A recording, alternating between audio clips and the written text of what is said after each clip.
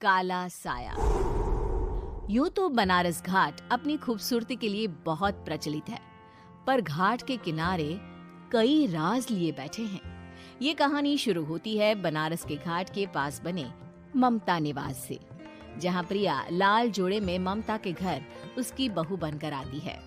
आओ आओ बहू, घर को अपने पैरों से पवित्र करो। ममता घर की दहलीज पार कर ही रही होती है कि अचानक एक बहुत गंदी सी बास पूरे घर में फैल जाती है।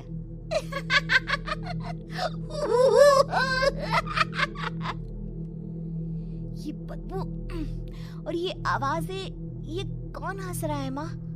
अब ये पड़ोसी ना हमारे थोड़े अलग से है।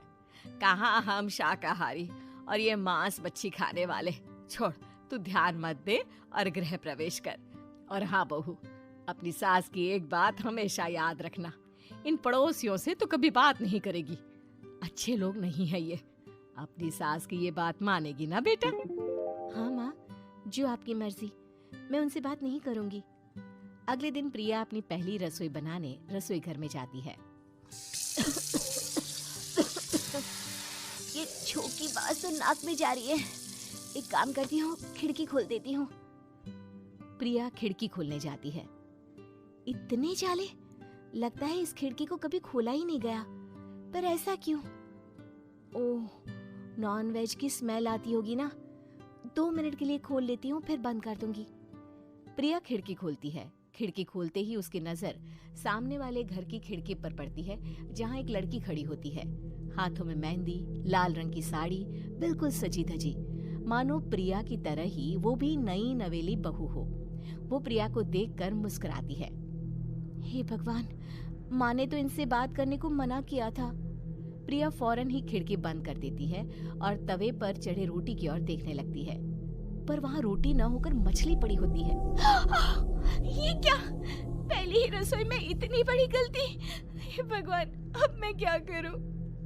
प्रिया बहुत डर जाती है और फौरन रसोई की सफाई करने और फिर सभी के लिए खाना बनाने लग जाती है। जब वो सबको खाना परोसती है, सब तो ठीक है, मैं बेकार में चिंता कर रही थी।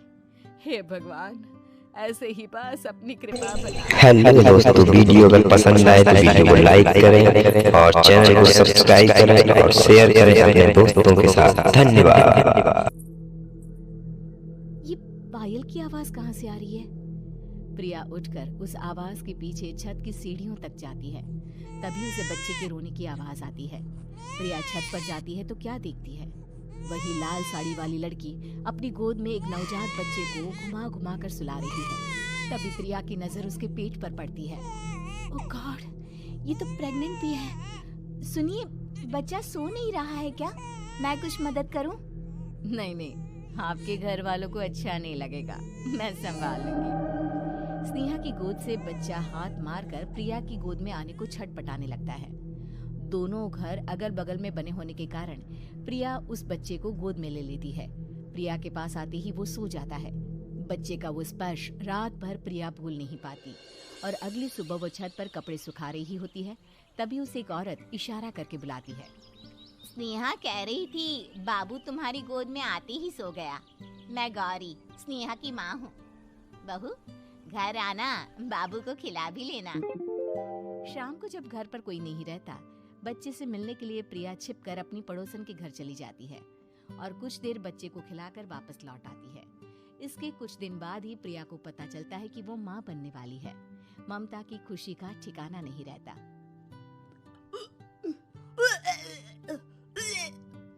माँ जी, पता नहीं क्यों उल्टी आ रही है। प्रिया भागती हुई वॉशरूम में जाती है तो हरे और लाल रंग की उल्टी करती है। उस उल्टी में से कीड़े निकलते हैं। ये क्या? खून और ये कीड़े! माँ! माँ! प्रिया की आवाज सुनकर ममता दौड़ कर आती है, पर बेसिन में कुछ नहीं होता। प्रिया हक्की बक्की रह जाती है। ये सब क्या हो रहा है? प्रिया घबरा जाती है और अपने कमरे में जाकर सो जाती है। डर के कारण वो इतनी थक जाती है कि उसकी आंख लग जाती है। तब उसे ऐसा लगता है उसके पेट पर मानो कोई बैठा हुआ हो। कौन हो? प्रिया के पेट पर एक 5 महीने की बच्ची बैठी हुई थी, जो बुरी तरह जली हुई थी। माँ, तुम ही मुझे लाई ना अपने पेट में। मैं तुम्हारी माँ नहीं हूँ। कौन हो तुम? माँ, देखो मैं जल गई बुरी तरह से। 6 महीने पेट में रहने को भी मुझे नहीं मिला। सहला दो ना माँ। बचाओ, बचाओ, माँ। ममता दौड़कर कमरे में आती है। प्रिया की बातें सुनकर वो सब समझ जाती है। तू कहीं बगल वाले घर में तो नहीं जाकर आई ना बहू? मुझे माफ कर दो, मैं गई थी माँ। उस घर में सब मरे हुए हैं बहू। कई साल पहले स्नेहा उस घर में बहू बनकर आई थी। कुछ ही दिन में वो एक बच्चे को जन्म देने वाली थी। पूरा घर बच्चे के आने की खुशी में खोया था कि एक दिन अचानक उस घर में आग लग गई। सब बुरी तरह जलकर मर गए। गौरी आज भी दादी बनने का इंतजार कर रही है और इसीलिए स्नेहा ने अपना अजन्मा बच्चा तुम्हारी कोख में डाल दिया। ममता ये कह रही होती है कि पीछे से उसके पैरों को एक बच्चा पकड़ लेता है। दादी, दादी। माँ, स्नेहा की गोद में यही बच्चा था। ये बच्चा कौन है? हेलो दोस्तों, वीडियो अगर पसंद आए तो वीडियो को लाइक करें और चैनल को सब्सक्राइब करें और शेयर करें अपने दोस्तों के साथ। धन्यवाद। जिस चीज का ममता को डर था वही हो गया। ममता निवास के ऊपर मौत ने चादर बिछा दी थी। प्रिया का पेट ऐसे बढ़ जाता है मानो 9 महीने का हो। 2 हाथ उसके पेट से बाहर निकलते हैं। बहू, संतोष को फोन कर, किसी पंडित जी को बुला बहू। प्रिया का पति भागता हुआ घर आता है। ये तो होना ही था माँ। तेरा पाप तेरे सामने आ गया तो तू सह नहीं पा रही है। स्नेहा घर में आग लगी नहीं थी, माँ ने लगाई थी प्रॉपर्टी की लालच में।